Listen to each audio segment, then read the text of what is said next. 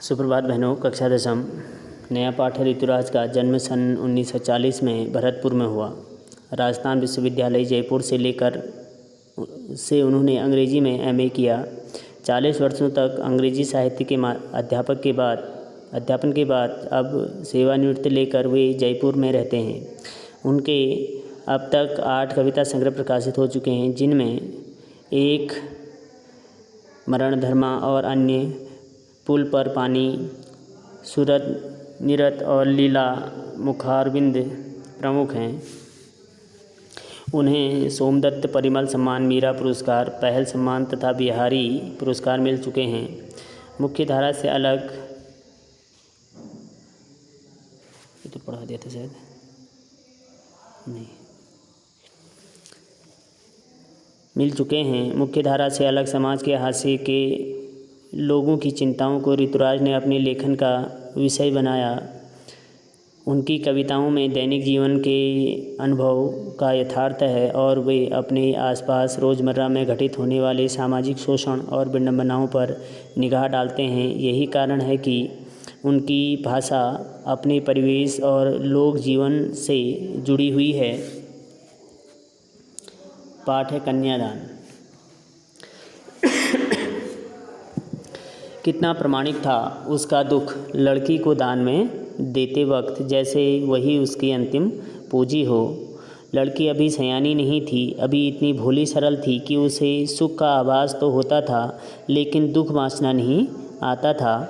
पाठिका थी वह धुंधले प्रकाश की, कुछ तुकों कुछ लयबद्ध पंक्तियों की। माँ ने कहा पानी में झांककर अपने चेहरे पर मत रीझना, आग रोटियां सेकने के लिए होती हैं, जलने के लिए नहीं।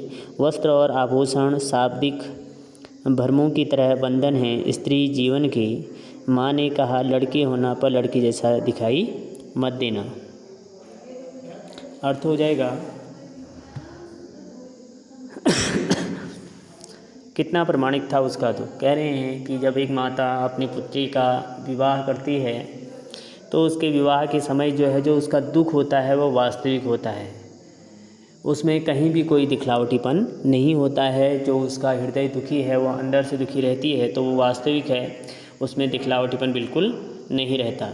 लड़की को दान में देते वक्त अर्थात लड़की का जो विवाह वह कर रही है, जैसे वही उसकी अंतिम पूंजी हो। ऐसा प्रतीत होता है कि जीवन भर की जो उसकी पूंजी थी उसने आज उसको दान दे दिया है और उसके पास अब कुछ विशेष नहीं है। लड़की अभी सयानी नहीं थी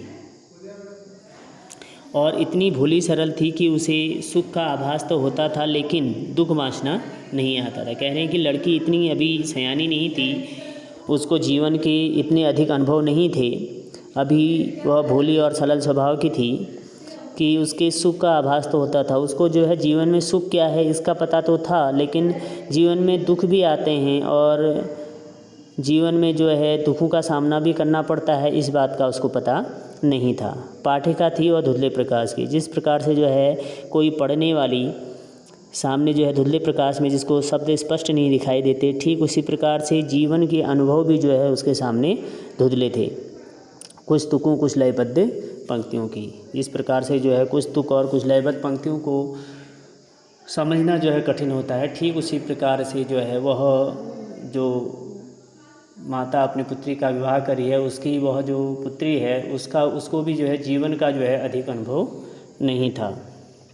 माँ ने कहा पानी में झांककर अपने चेहरे पर मत रीझना। माँ विवाह के समय अपनी पुत्री को शिक्षा दे रही है और कह रही है कि पानी में झांककर अपने चेहरे पर मत रीझना। कहने का आशय यह है कि हमेशा अपने सौंदर्य पर ही स्वयं मुग्ध मत रहना। आग रोटियां सेकने के लिए होते हैं, जलने के लिए नहीं। यहाँ पे उन्हें वर्तमान समय में कटाक्ष करते हुए व्यंग करते हुए कहा है कि जो आग होती है वह रोटियां सेकने के लिए होती है, किंतु आजकल समाज में ऐसी विकृतियां देखी गई हैं कि लोग